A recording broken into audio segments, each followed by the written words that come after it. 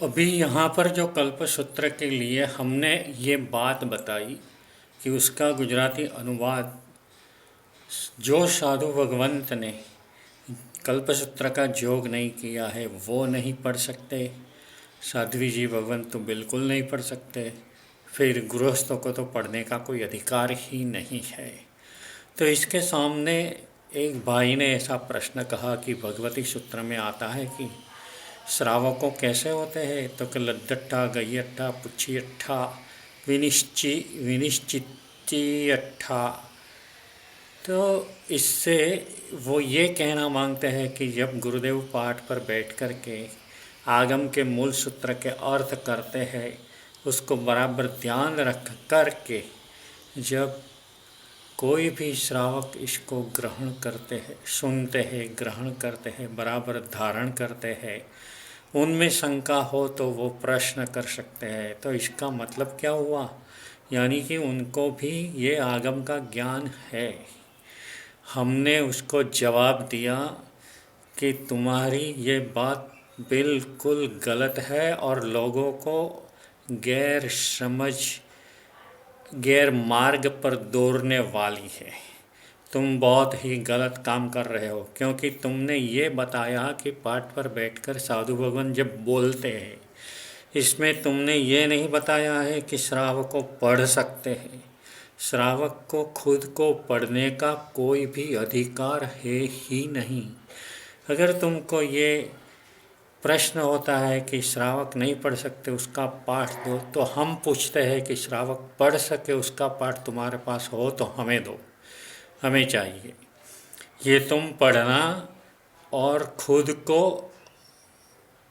को पढ़ना और सुनना, इन दोनों को एक समझ करके जो तुमने कल्पसूत्र के गुजराती अनुवाद की, भाषांतर की फाइल सब जगह पर फॉरवर्ड करने का कार्य किया है, वो लोगों को उन मार्ग की ओर ले जाने वाला है।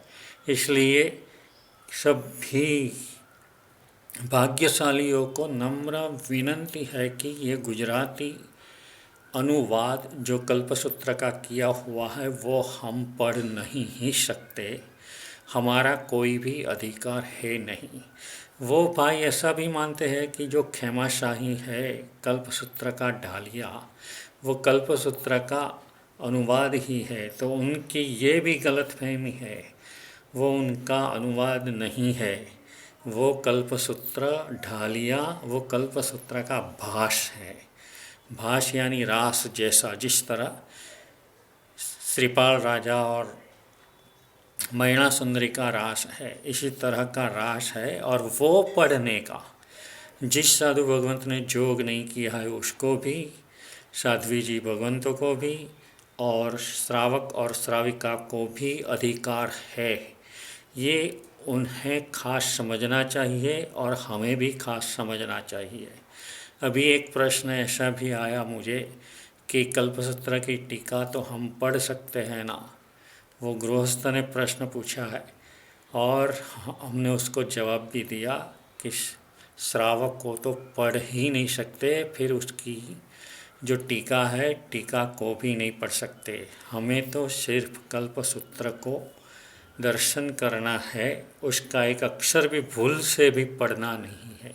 अगर हमने पढ़ लिया तो भयानक ज्ञानावरणीय कर्म का बंध होगा जो हमें संसार में भटका देगा।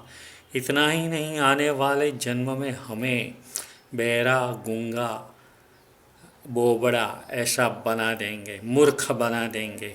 इसलिए ये भूल कतई कोई भी व्यक्ति मत करे कि कल्पसूत्र के गुजराती भाषांतर को पढ़े, ऐसा पढ़ने का बिल्कुल भी ना रखे।